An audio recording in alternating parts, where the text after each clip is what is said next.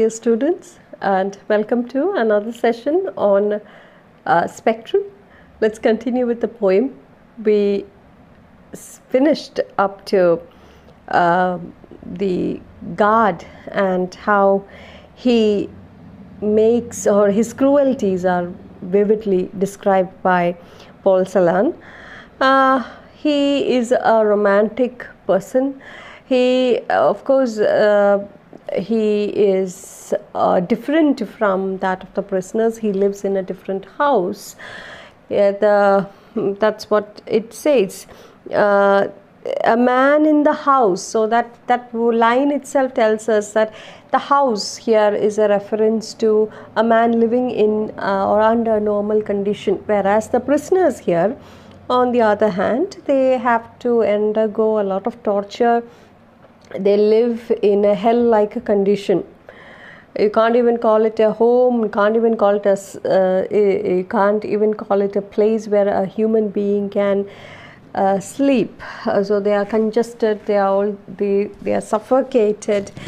So you can't even call it a room, right? So they live in a hell-like situation. So that's why the word house is very clearly uttered here. And the man is introduced. So the man here is a reference to the Nazi guards, okay, and he is an educated person, and he is also a writer who loves. He's a person who loves literature, and the poet wonders how a person who is in love with literature can ever possibly or can ever become a cruel maniac or like the god. So it looks very ironic, right? We literature students, when we study literature, the best thing, the most important thing, it's not just even the best thing, the most important thing about literature is that it makes us a good human being, right? It civilizes us. It makes us empathize and sympathize with the world.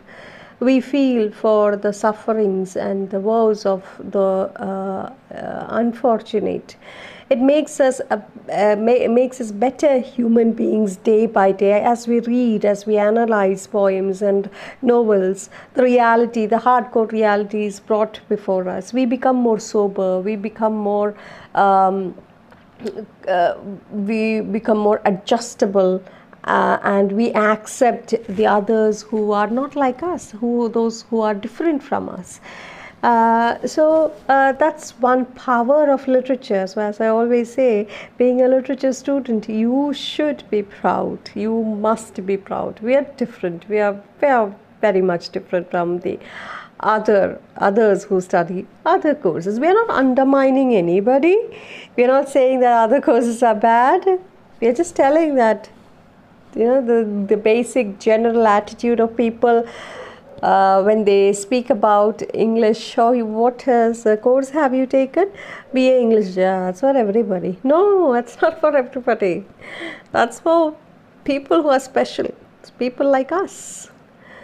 Because by the end of the year, we learn the world.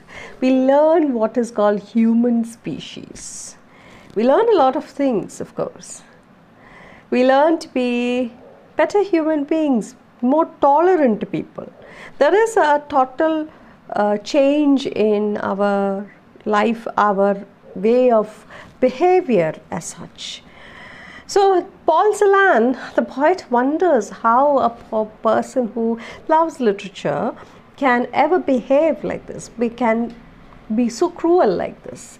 He is educated and he loves German literature. So there's a reference to German literature, high literature, because it was Goethe's Faust, the poem Faust is referred. Margaret is a poor girl who is seduced by this Faust. Faust is a scholar who has sold his soul to the to Satan. I also told you that you will find similar stories. You will find one, the most important one in what you would be learning if you are doing if you go for your post graduation, you'll definitely study Dr. Faustus by Christopher Marlowe, and it's a similar story where the Dr. Faustus, a scholar, sells his soul to the devil.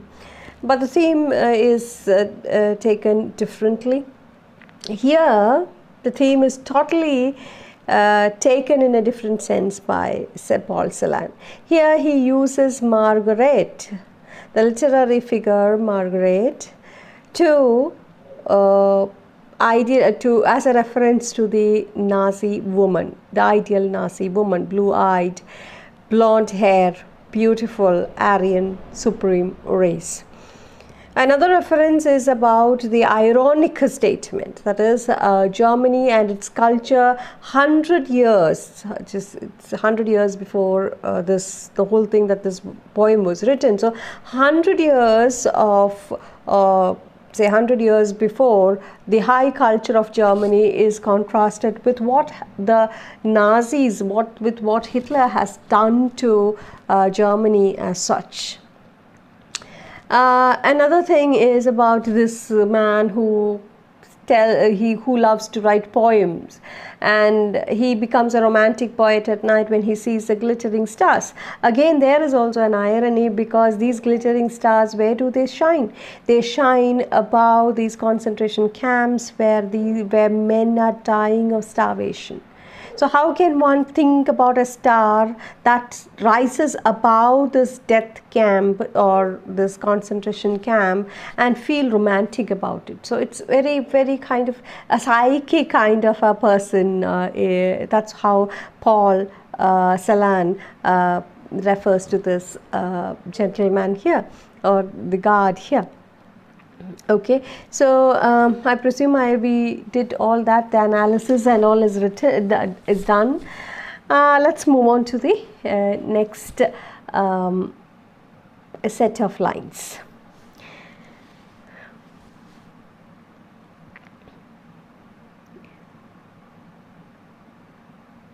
He writes it and walks from the house. The star glisters. He whistles his dogs up.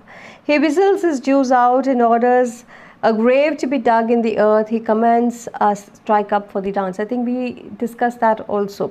So he whistles his dog up. So by night he's a romantic poet, in the morning he is this cruel man. He changes overnight, he's a cruel man, and in the morning he gets his dogs up and he brutally treats these people, the prisoners of war.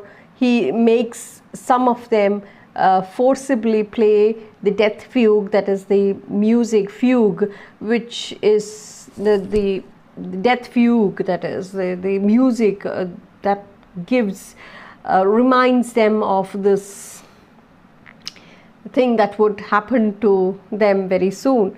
And they are digging the grave.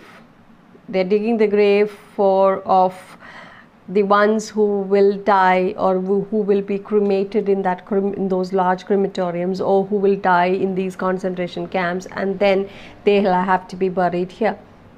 So the ones who are digging also, they know that one day they'll also end up in this grave. So it's a pathetic sight here, and he commands some of them to sing the song and the others to dance. There is an entertainment. So it's like a sadist. He's like a kind of sadist, okay, where he takes enjoyment in seeing the others' pain. Black milk of daybreak, we drink you at night. We drink you in the morning, at noon we drink you at nightfall. Drink you and drink you. A man in the house, he plays with the serpents, he writes. He writes when the night falls to Germany, your golden hair, Margaret, your ashen hair, Shulamith. We are digging a grave in the sky, it's ample to lie there. See, one more thing that I want to tell you is, in the net, when you look at the poem, Death Fugue, you will find several translations. Okay, the one that Calicut University has prescribed to you is by Christopher Middleton. Okay, you will find several translations. You will find different lines also, like ample to lie there is different. Some have used it as crammed, you won't lie crammed, and so many other words are used instead, translations. So this poem is actually a translation. Paul Celan has written in originally it is written in German language, and so this has been translated by Christopher Middleton. So yours is by Christopher Middleton. Okay, so that you have to specify in case you didn't get the textbook. You're supposed to get the textbook because it is available. It's not a new syllabus. It's the old syllabus and it's easily available everywhere. But if you didn't get it, you can Google and get a printout of it. But make sure that it is by Christopher Middleton. All right. Okay. So if you look at the poem again, the next stanza, you see that there is a reference, the lines are repeated. See, the same line that we saw in the first two lines, the first beginning of the poem, is repeated again, right? What is this? You might wonder. Now this is the form called fugue. Fugue is where the main theme of a poem or a musical instrument. I did give you the link to Bash poem, musical composition. I hope you listen to it. If not, you can just go back and listen to it. You will get an idea of what fugue is. Fugue actually refers to, when it comes to poem literature, it is a reference to the repetition of the main idea or theme of the poem in every line, or in every stanza of the poem. So you find that black milk of daybreak we drink at night is repeated. Now without the nightfall, but the word nightfall is not used. With black milk of daybreak we drink you at night. So here in the beginning it is black mail of daybreak we drink it at nightfall. In the second stanza it is black mail of daybreak we drink you at night. So it's more personal now. It turns to be more personal. And another thing, it is the same repetition also. There is not much difference. Okay, so we drink you in the morning, at noon, we drink you at nightfall. So again, we drink you in the morning, okay, we drink it at noon, in the morning, we drink it at night. Same thing, but it's again twisted and changed. We drink you in the morning, at noon, we drink you at nightfall. Drink you and drink you. So it is drink it and drink it, then change to drink you and drink you. So it has become more personal also. So the tone is becoming more and more intense and more personal. A man in the house, he plays with the serpents, he writes. See the same. A man in the house, he plays with the serpents, he writes. So the same line is repeated. So this is the form called fugue, where the lines are repeated. The main theme is repeated. So we get the theme of the poem is repeated. It's not lines are repeated, the main theme or the idea of the poem is repeated. So the black milk here stands for, what does it stand for? It stands for the horrifying, terrifying, hellish life that they are living in these concentration camps. Instead of nourishing, it's actually poisoning them. Day by day, it's killing them. So the theme is again and again reiterated, and it is stated again and again. So it's a form of fugue. Now the title is also very appropriate because it is speaking about the horrifying crime, the hideous crime that the Nazis committed during this period, the death of millions of Jews. So when Celan brings in this guard and makes him order or forcibly order the prisoners to sing a fugue song, that the musical composition, again he brings an ironic effect to the culture of Germany, which has been tainted, which has been destroyed by these Nazis. okay, by Hitler and his people. And he also makes this the title Death Fugue, so the sound music of death. So we understand that in a more intense manner, right? We can also feel with the Jews how they would have been going through all this pain and sufferings. We can feel that fear, we can feel that hellish, nightmarish life that they would be living. They would be killed any time. See, another thing is the dogs. See, he whistles his dogs up. Again, see, it has a lot to do with history. It has a lot to do with the Holocaust. They had different means of torture. They used to starve them to death. They used to take them to these hospitals as specimens, as what we do on these mice and all. Experiments are done on animals, just like that. They used to take these people to get to do experiments on humans. Okay, that in that way they tortured them. I had shown that in one of the videos that we did, like No Men Are Foreign. I told you about a Holocaust survivor on whom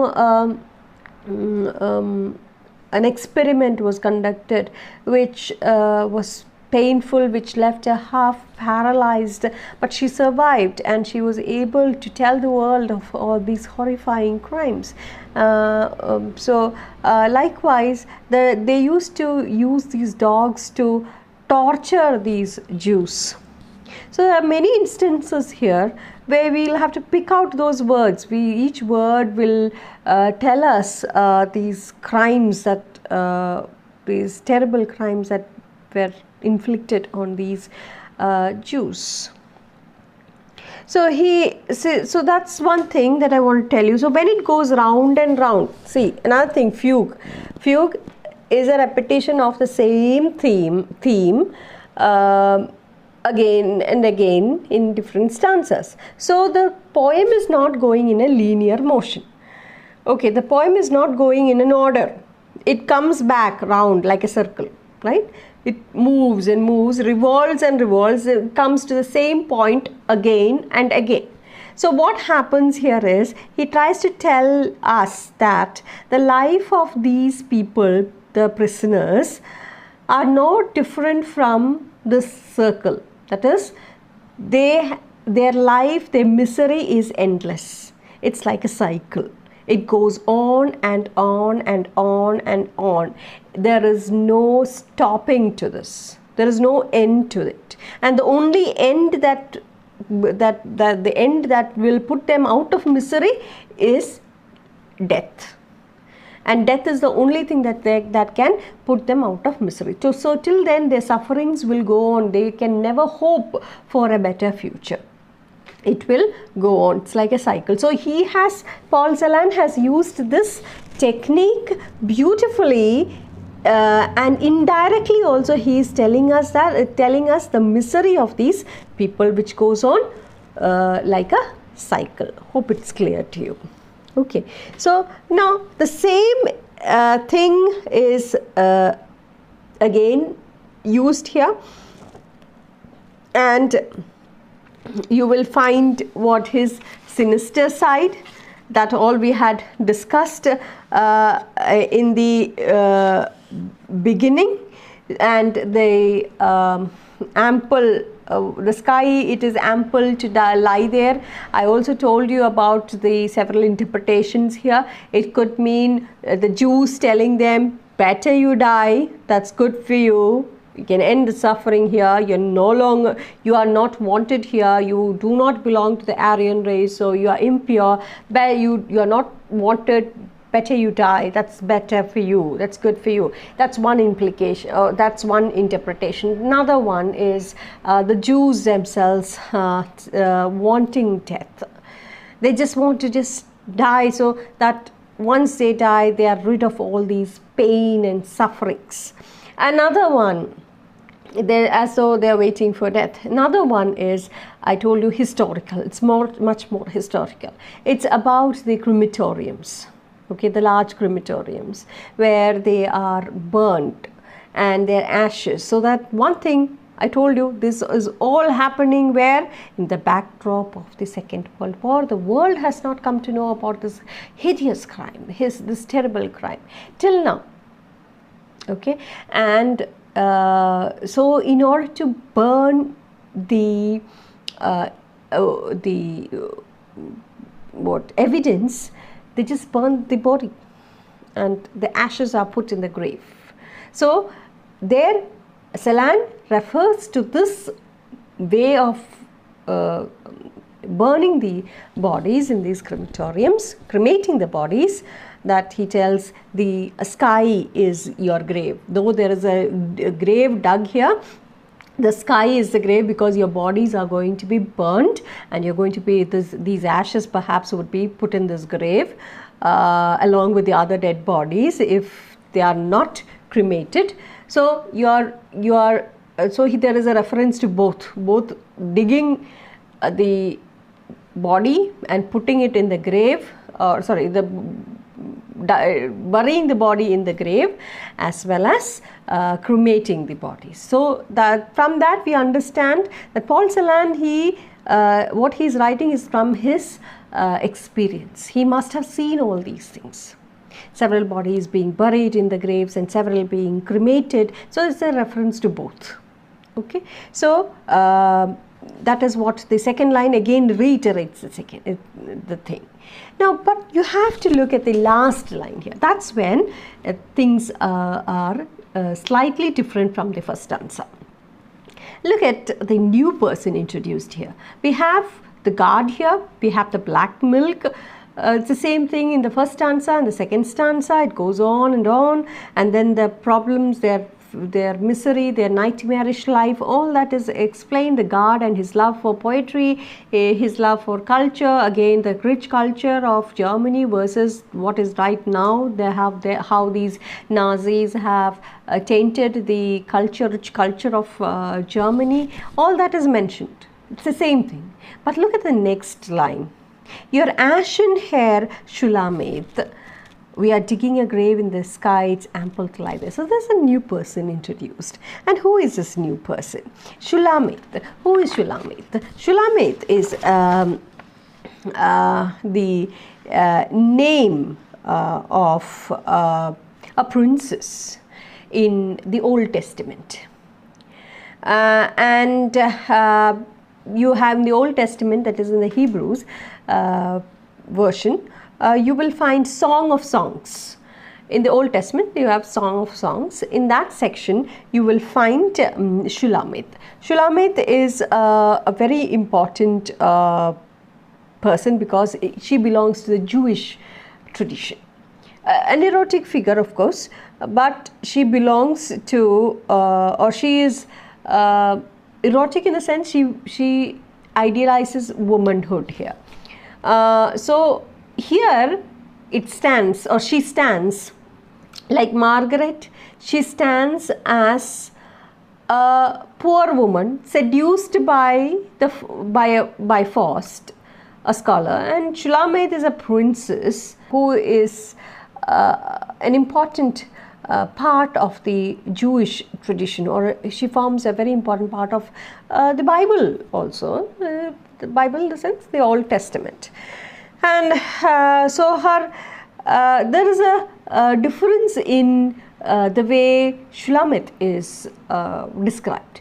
Shulamith is described as her hair is different. Her hair is different than Margaret's, from that of Margaret's. Margaret's is blonde hair, whereas Shulamith's is ashen hair, black ashen hair. So the difference here is the word ashen calls to the mind two things. One, the Jews, because they did not have blonde hair. Blonde hair is a reference to the Nazi women, whereas the black or dark haired women were considered, the Jews were different. So the Shulamith with her ashen hair is a reference to the to the Jews. Okay, and her hair is ashen, so that means she is impure, she is different from that of home from that of Margaret, who's pure, who's a poor girl. All right. And Margaret, for the God, he looks upon Margaret with sympathy, whereas Shulamit is looked upon as not a good woman, who does not idealize womanhood, or though it stands as a reference to womanhood in general. She's a woman who's impure according to the God. So here again, it's not just hair of the princess that comes to the mind. It also brings that ashen hair, also brings and refers to, look at the word ashen. Ashen, like ash, the color of ash, which is grey or black or whatever. And the word ashen and ash has an indirect reference. Don't you think it has an indirect reference to the dead bodies or the cremated bodies, the burnt bodies of the Jews? So now read that line and see. Your ashen hair, Shulamith, we are digging a grave in the sky. It is ample to lie there. So Shulamith comes there, a reference to the Jews. The Jews, historically, many of the Jews were burnt. They were cremated. The dead bodies, the ash from these dead bodies, that comes to the mind when we speak of or when the word ashen, your ashen hair, Shulamith. So it's a reference to the dead Jews, or the Jews as such. Shulamith and her ashen hair is a reference to whom? The Jews. Okay, so that's about it. We'll stop here and we shall continue in the next class. So thank you and keep safe.